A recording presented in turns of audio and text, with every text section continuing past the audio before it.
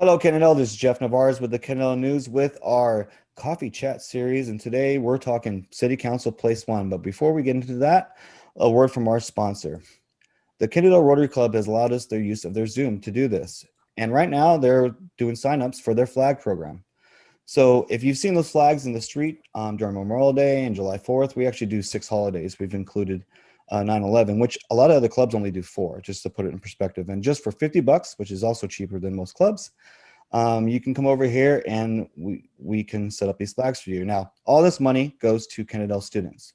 We hire the seniors to put out the flags, and this is for their fundraising for their prom, for example. And then the Kennedale Interact Club, which is the Rotary Club in high school, they also do it, so they fundraise for themselves. And this also goes to our scholarships to our winners for just overall best students and our debate. So when you purchase these clouds for $50 a year, they actually go to our Kennedale students. So just go ahead and go to KennedaleRotaryClub.com. So just scroll down here where it says pricing for $50, and there's a little link here, or just contact us if you have any problems through this website as well. And thank you to the Kennedale Rotary Club for sponsoring this.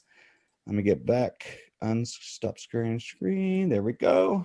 All right. Today I have two guests, Jan Joplin and Josh Altom, who are running for City Council Place 1. How's it going, guys? Don't all talk at once. Well, sorry, you were cutting out. Yeah, your internet's messing up. Is that better? Yeah. Yes. Yeah, Okay. you were cutting out, so I was waiting for you. Okay. How's it going? It's going great. Thanks for having us. Good. Bye.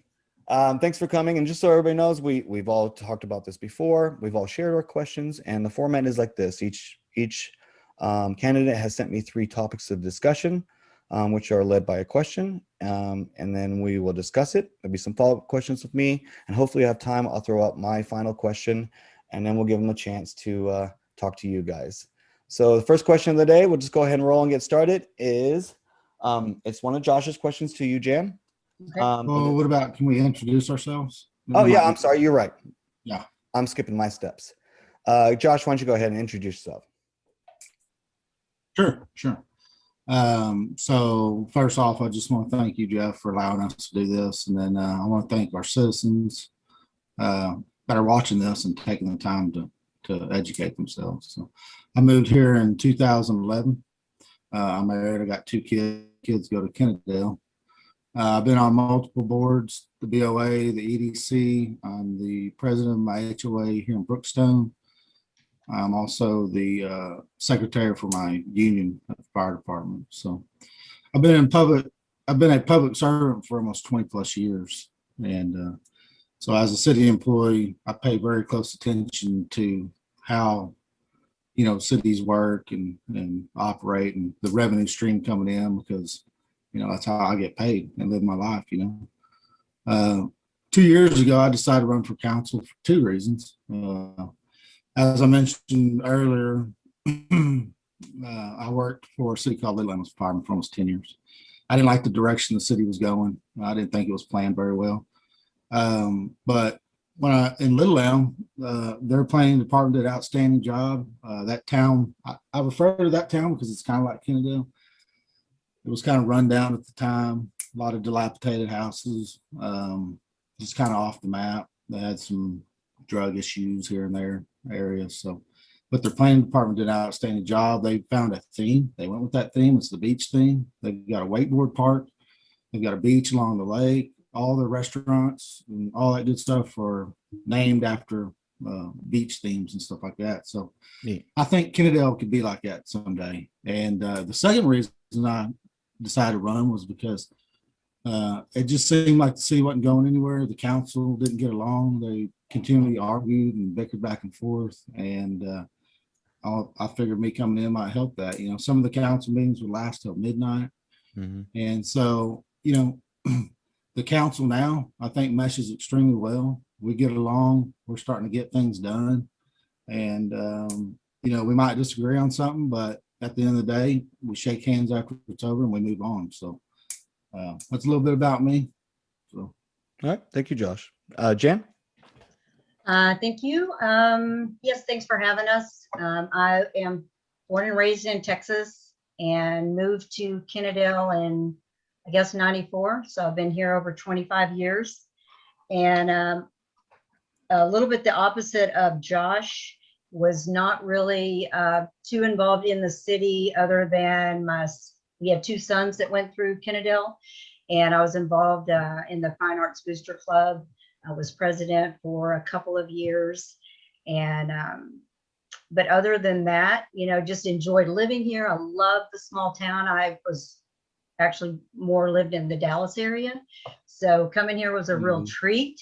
You could, go to the Chevron and leave your car run in and get full service gas. And, just Ray's Pharmacy was so, like they knew everyone. And it was just, I loved it. I loved having the chance to plant my roots here. And Ray's Jackson was, I think, 2 or 3 when we moved here. And he went Kennedale kindergarten through senior year here.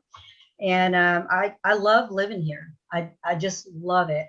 And I got involved when the water rates went up in 2016. I just went to Burger Box to sign a petition, and then went and took the petitions and went out door to door to have other people sign the petition. And that's when I started really meeting everyone and engaging with people and finding out what was bothering them and hearing different things. And so I don't know, I probably had over maybe 300 signatures or something myself personally of people that I met. And that was my beginning of getting involved and understanding what was going on and why it was going on. And I was concerned that when we would go to council, that council was condescending, and I felt like as elected officials that you should definitely be open and listening to the concerns that the citizens have. And that's what really kind of spurred me to get involved, is once I found out some information, I felt like if I didn't do something, that I may regret that, not doing something. And there aren't a lot of people that are willing to do this. So I got involved in 2017 and ran for office and was elected. And there definitely, I think anyone who's been involved in Kennedale politics for a while knows there's a divide in Kennedale. And hopefully, things can start coming together. I do see that. And Josh, you're definitely a part of that. I appreciate that. But we did get some things taken care of. We got the water rates, lowered, and was able to get some things addressed, mainly just some accountability issues. And some of those things still need to be addressed. And served my 2 terms or 2 years, and which was always my intention, was to serve the 2 years and then pass it off, which I did. And but feel like now that there's still some things that are going on, like with our taxes, raised maximum amount the last 2 years. I disagree with that. I disagree with the city manager getting 2 more years. I disagree with just the comp plan as it is now. So there's just some things that Josh and I disagree on, and that's why I ran. And that's why I'm running again. And, to see if we can address some of those issues and give the citizens a chance to have a choice. All right. Wow. Well, let's dive into it. Obviously, you guys are going to be well prepared for this. So I don't know about which that. is good. It's good. We'll answer in shorter. Josh, what is our time frame? When do you need to leave? I probably need to leave here by at the latest 2:15. All right. I mean, We can get 3:15. to this. Okay. Let's start off with the question. So Josh, question, which I think is a good lead for this, was, in your opinion, what attributes does a good city leader possess? What a great question to start off with. So Jan? That is a good question. Definitely communication. I said that's key. One of the things that I did early on as a council person was I brought Facebook into the meetings and was able to live stream the Facebook or the council meetings on Facebook so that citizens could hear what's going on, because a lot of citizens can't get into the meetings. They can't get there. I actually have a disabled neighbor who would watch it live stream on Facebook. And to be clear, that's pre-COVID too. That was a few years ago, just for people who that was 2017. Yeah. Yeah, that was 2017. So I think communication is key, letting people know what's going on, having a platform where you can let people know what's going on, having a way for them to access, to be accessible and to be open, to be able to be strategic in your thinking, to be able to look at it on a lot of different levels and not just from one scope, and to be open-minded, to be able to be investigative in some ways, to ask your own questions and not just what's being presented to you. So I think that mainly though, just being able to be open and accessible and communicating and having an open mind to the citizens. All right, Josh. Well, first and foremost, a good leader listens. I'll refer a lot to the fire service because, that's pretty much a lot of what I know and how I get things out. But in the fire service, we're taught to be good leaders by always teaching our peers to take our job, So I feel a good council member, a good leader, a community leader will get out in the public and educate the public and make them feel comfortable enough that, maybe they could take your job, Yeah. And then last, I refer back to the fire service as I always do. I like to use the acronym called HEART: honesty, ethical, accountability, respect, and transparent. I believe all of these are ingredients that make a good leader. So I love the acronym too. It's pretty good. Yeah. And I mean, I think you both hit the nail on the head. For me, I think one huge difference between a leader and a follower is the leader just steps up to the plate. Even if they don't know what's going on, at least dive in and try to lead. And I think that's what makes a huge difference between people who are good leaders and people who just want the power of it all.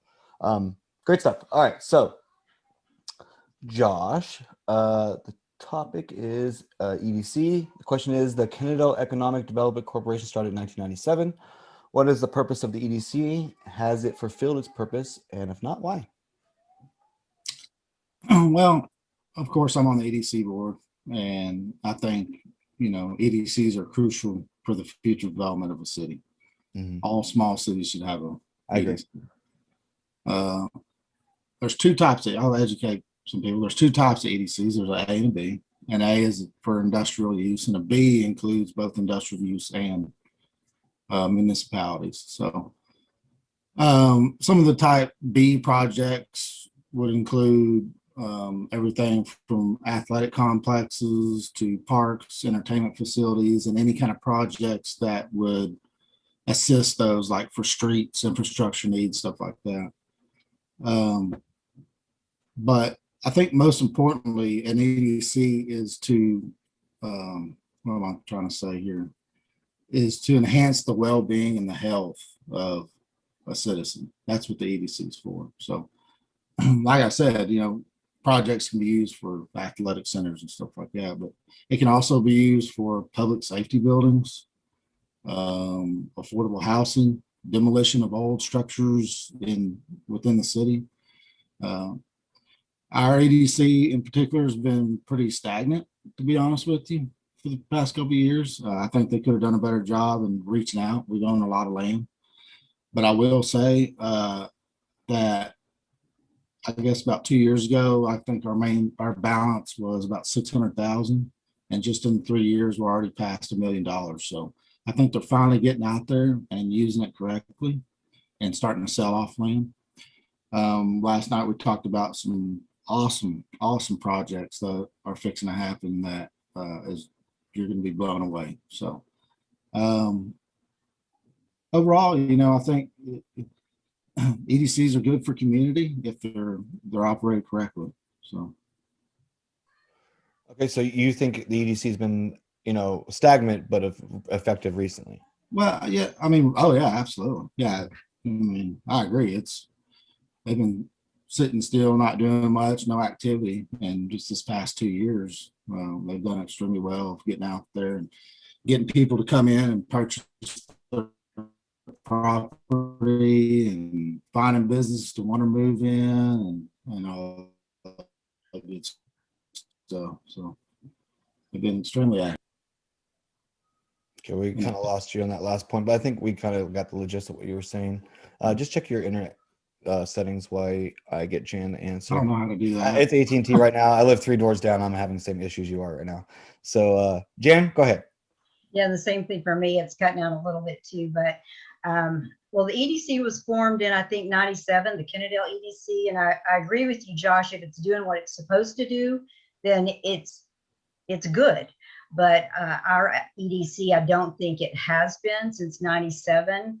I'm trying to think of like a project that has been beneficial, because an economic development corporation should support the economic growth of Kennedale.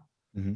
And I don't really, in the projects the EDC has gotten involved in, I don't see that happening. And so I am glad to hear that maybe some things are starting to turn around. But just for example, how the EDC gets its revenue is through sales tax and through rental of town center. That's it. So the EDC is actually getting some of the sales tax revenue from the citizens. That's how they're getting their money. And also through bonds.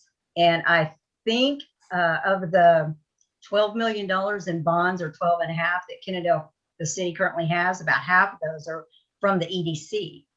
And so if you look at how much money the EDC has spent and what we've gotten out of it, I definitely don't see the payoff there. So that's my concern, is the projects the EDC has done in the past haven't really been much of a return on investment for the citizens. And I am hoping, Josh, that the projects that you heard about last night, that the exciting projects, that those do come to fruition, and that we can start seeing more of a return on investment, because I certainly haven't seen that. Sure. So before my follow-up, the EDC, for example, should be an autonomous but cooperative organization within the city, just like boards and commissions, to encourage an economic development, especially in land uses that are not the best in the world, right? That the city might gobble up because it's a weird corner or whatever, and it's and so it basically separates the city, gets the city out of the business of business, and council for that matter. But then there's still this government agency basically there that can help and intercede. So I think that I mean I agree with both of you that it was kind of weak. I mean, I remember hearing about it a decade ago and going, what's that anyways? What are they doing? And then the hotel, they've been working on that for a long time. They just recently sold the property over there on the corner of Bowman and the Parkway. So my follow-up question is that you heard me say this for years, both of you have, is it's coming. Well, it's here, and you can look around and it's here the last 2 years. So do you think that it's here, and that's where we're starting to see EDC shine, or is it just them just building up and we finally got some good leaders or direction on there? Which one is it? Go ahead, Jan. I'll let Josh finalize that one. Well, I don't really know when you say it's here as far as the EDC specifically. Meaning development business. Like, we knew it was coming to our area for years, and we've talked about it. We've yelled at each other about it for years. Yeah. It's here. They finally swooped down, and it's coming on the south side. That's what I'm referring to. Right. Well, I do see, for example, the EDC, I disagree with the direction it went in, but like there's the corner of Bowman and Kennedale Parkway. I think that's a great commercial. Now, I think it's going to be like 16 tiny lots there or something. Yes. But, and I don't know that that's, the economic development that I'm looking for out of the EDC, actually. But I am encouraged in hearing that maybe there are some other drivers that are coming in, and that the economic development can actually really do something to support, and can be that they're self-reliant, because before they weren't. Josh mentioned the $1 million in the account, but in 2017 there was a minus in that account, and they had like millions of dollars going into there, but it was a minus, and for what? So I do struggle with that. Like the EDC owns all the land that town center sits on. So there's no tax revenue for all of the land that the EDC has. There's no tax revenue that's coming in for that. So if that land had been sold to the developer, we'd at least be getting the tax revenues on that, as opposed to it not getting it. So those are the things I'm talking about, is just the projects, the contracts that the EDC went into. I don't think it was beneficial. Financially, certainly wasn't beneficial. And I hope going forward that we have some better projects coming. Okay. Josh, chicken or the egg? That's the question. If I cut out, bear with me. It seems You're like fine. my internet keeps cutting out. A minute ago, I was fixing to get on my phone and log in that way. But I agree with you with it's here. And I've been saying that to people for a couple of years now. I mean, you come up Sublette Road and it was, used to 2-lane road, and all of a sudden now we've got a major grocery store, fitness center. I mean, it's coming. I mean, and we need to prepare for it, and we need to be smart about it.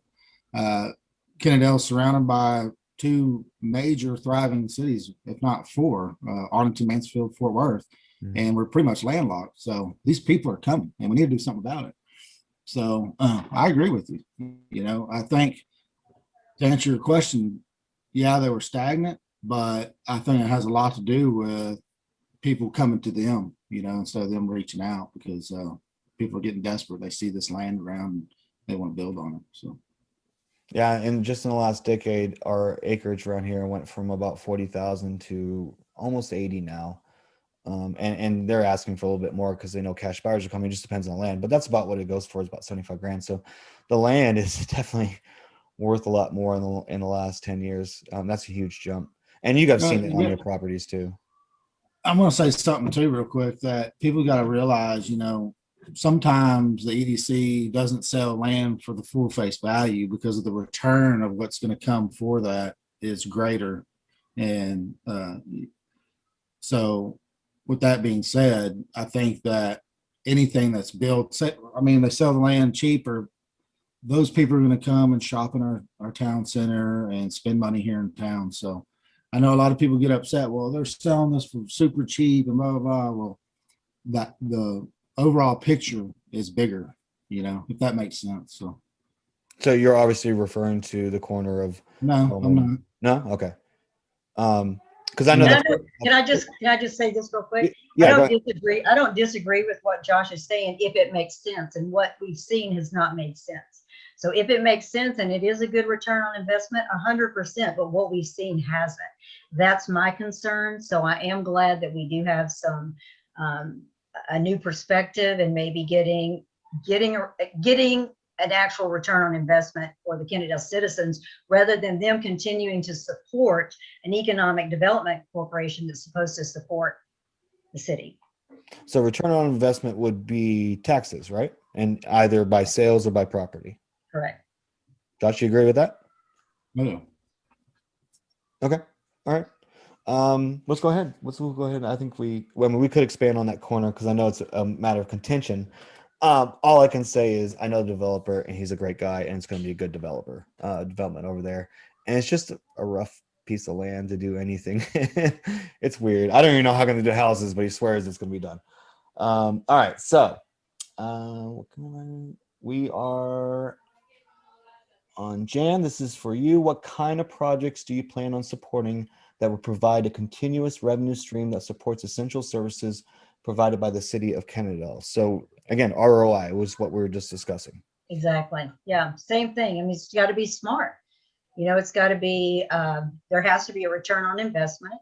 And I think most importantly, when we're looking at these projects, I think we need to see the whole scope from A to Z, not just a portion of it, and make a decision based on that. And then come to find out it's really going to cost this much money, or this is what's going to be needed to get this project in. That's something that I would, want to make sure I'm asking for, is I want to see everything needs to be presented to council to make these decisions, because you're making decisions that you may not be able to get out of, like the apartments, or a recent the EDC land that's down on Oak Crest. that you make the decision and then come to find out, oh, there's going to be a cost to sewer. Or you make the decision, then come to find out there's $500,000 or more that it's going to cost for the road. Or you make a decision on a development and then come to find out it's going to cost this much more for a road to come into it. When a lot of cities, the developer pays for this. When you're negotiating it, the developer pays for some of the roads and through impact fees and things like that. But I would support projects that are a good return on investment and don't cost us more than the project itself. For example, I remember when we were on council, we were talking about the apartment complex coming in. It wasn't that I was against the apartments, but we needed all of the information to make that decision. And it needs to be in a good place. It needs to make sense for Kennedale, because once you make that decision, you can't change it. It's there permanently. Okay. Josh? Good revenue stream coming in, of course, is shoppers. We need businesses here in town, and without businesses, or to help support those businesses, are rooftops, obviously.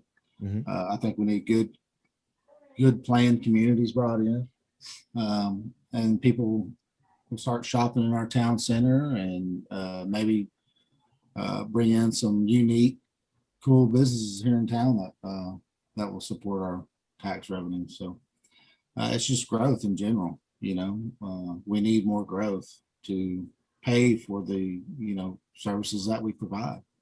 So It's like you guys are agreeing, but on two different ways of approaching it. So let's just unwrap this a little bit. I mean, high taxes, high property values went up. Same time, we increased taxes last year to cover a deficit or possible deficit. And then sales tax was pretty good last year because, people basically got delivery food in general. And our expenses weren't that high this last year. So we have the predicament of, high property values, but we didn't suffer like Arlington did because we're not dependent on sales tax right now. So if both are ROI, then how do we, as city leaders, encourage? I guess let's talk about the sales tax. Bring the sales tax up so we can bring the property tax down. Is it the business of the council to decide what businesses go where, or should they just encourage good growth? Let's start with Jane on that. Well, I was going to say real quick, Okay. That's kind of the question that she asked, was about taxes. So I don't know if we're going to be repeating ourselves on this. I mean, it's fine. It's organic. We'll just move. We can just roll into it. Go ahead, Jan. Oh, okay. Sorry. Thought Josh was answering. So I really am more of a conservative person. Sure. And fiscally want to make sure that that our basics are covered. That would be the basic responsibility of the city, which is our street, our first responders, the water, and focus on that and make sure that's taken care of. And a lot of the infrastructure here has been ignored for a long time. Mm-hmm. And because of that, as its infrastructure being ignored just costs more over time to fix. Absolutely. The longer you ignore it, the more it's going to cost to fix it. And that's kind of the position that we find ourselves in. And so I would go back to focusing on the critical pieces that have been ignored, looking at the cost of that, and making sure that we're taking care of that. And then you still have to look at development as well, but spending money on future and not taking care of what's right in front of us that's critical, I think is what we've done in the past, and that's what's gotten us where we are. So I would make sure that you have all the information that you need to make these decisions. And unfortunately, with on council, just like this past tax vote, they didn't have all the information. A month later, they find out that there's $1 million more in the reserve or in the accounts than what they were presented the month before. And had they had that, they would not have increased the taxes. That's what I have a problem with, and that's what I hope that we can adjust so that council has all the accurate information when they're making these decisions, because there wasn't a deficit. Okay. Josh, any comments? Josh, you still with us? There he is. Yeah, There he can you is. not hear me? All right. We got you now. All right. Well, let's see how I go about this here. It's about accountability. You know, the past city council should have been held accountable for putting us the position we are today, that we had to raise taxes. I think it's irresponsible, and it's not good stewards of a citizen's money when you approve a budget to give salary increases, wages increases, 2% raise, and then you turn around and you cut the taxes from 77 cents to 72 cents. So everyone knows that you got to have money coming in. Well, I refer to it as like a scale. For many years, Kennedale scale was down. We're paying out more than what we're getting in. Well, finally, we're on that tipping scale. We're finally starting to make a little money. Okay. And, you know, this past audit, we predicted a 12% revenue increase. And we were surprised to know that we got a 38% increase. I was happy to hear that. And for that, I wanted to reinstate all of our employees' salaries that they well deserve. You know, we had to freeze those because the taxes were cut. Well, you know, we had all these budget talks and these budget meetings, and you're right. The city staff come to us and say, you know, we're in a crisis, a major crisis. If you don't do something, this city's going to implode. That's how I got it. And the only way to solve it is to raise taxes. Raise taxes to where the past council lowered the taxes. And so that's what we did. We all agreed on it. So we raised taxes back to the 77 cents. I didn't like doing it. Nobody likes raising taxes. But I think the city right now is doing so well and so good that I think in the future, we have the opportunity to lower taxes again, 1 or 2 cents, because we're on the up and up. So that's my 2 cents on it. Yeah. And so I think that we needed to encourage more business development and shop Kennedale, of course. And as a business owner who's been there for a long, long time, you know, I wouldn't have survived if I just had Kennedale, you know, getting computer repairs for me, for example. So again, to go back to, I'm glad we unpacked the taxes part, but to go back to what we were unwrapping, should it be council's business to pick and choose what businesses go where, or should they foster a good path of what we want? Basically, you know, make it easy for them, but it's very clear what should go there. We'll go back to Jan on that. Well, I guess that goes back to the comprehensive plan, because it's not necessarily council, it's a comprehensive plan in the city, that are when developers or businesses want to come into Kennedale, they're going to the city and having those conversations. I do hear people say that they wanted to come into the city and they haven't been able to, that it's difficult. I don't know what that's about. And I would guess it ties back to the comprehensive plan, and maybe that's something that we need to look at to make that a little bit easier for some businesses to get in here. But again, you still have to be, obviously you want to make sure that it's a good fit and return on investment, but maybe we need to look at the comprehensive plan and see if there is a reason that's keeping developers and businesses from coming into Kennedale. Josh? Well, we'll talk about the comprehensive plan here in a little bit because, you know, I agree. It definitely helps bring businesses in. But to your question, you know, it depends on what that zone. Like, we can't shy away businesses because we don't think they're right fit. If they own that property and it's zoned that, then they can open up whatever they want as long as it falls within that zone. Sure. I know we had a difficult time in the past with companies coming in and small businesses. I think we rectified that. And I think it's a lot easier for businesses to come in. But it's our job. No, it's not our job to, that's why we have a planning director. We hired somebody to do that stuff for us. So that's our job, is to seek out businesses to come in and make Kennedale their home. So I think a lot of people don't even realize, and I didn't really realize this until Mr. Turner did his 80 years of Kennedale kind of thing, just to kind of see when he was a kid what it is, and he's 80 years old now, and what it looks now, and it just kind of dawned on me some epiphanies about this. Is that like the P&Z doesn't meet every year and go, you know what, this is comprehensive plan, this is our plan, so we need to rezone this and this.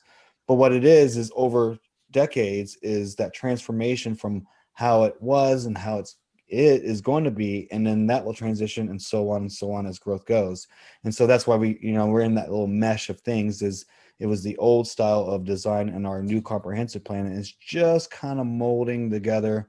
Matter of fact, I think a good example was that property that you were against over on 287, Josh, just a couple weeks ago. That's a weird little split of a road and property behind us, the old Milton property, to where it makes it weird on the zoning. But that's how we move forward on it, is that a business comes in and says, hey, this is great land, it's within your plan, we need you to rezone this now.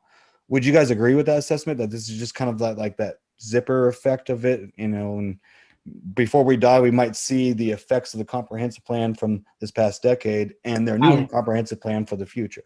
No, I agree that, comprehensive plans, change over time. There's, It should. Things in life happen that require to change. As far as the zoning you're just requesting, of course, I disagree with that. But I don't know. We're going to talk about the comprehensive plan, or I think that's one of y'all's questions, but I want Jane a chance to answer my question. Jane, do you think that's what we're seeing right now with all the zonings and stuff like that? Because that's the only way it really goes to council, right? Is when they come in and say, hey, we want this zoned. Yeah, when it's a change. And so if the question is, do I agree with that, or are we just seeing the changes coming in currently now? Is that more what? Yeah, like we're not at the end of the race and we're not at the beginning of the race. We're just kind of in the middle, and that's why it looks so disastrous, I guess, is the question. Which is kind of. Yeah, I don't know. I think I think the things that are happening are interesting and are good, as long as we're looking at it from, again, it's providing, we are landlocked. I mean, we only have this much space. So we want to make sure that what we're putting in those spaces makes the best financial sense, and that it's a good decision for the return on investment, for revenues, for the citizens. It's what the citizens want. We're listening to them, as Josh said. It's important for us to listen to the citizens and hear what they want. That's what we do, and then make these decisions based on the best information, with all the information that we can. Mm-hmm. All right, since we're on the topic of comprehensive, that's actually one of Josh's, and so I could just swap that one out, Josh, in the order.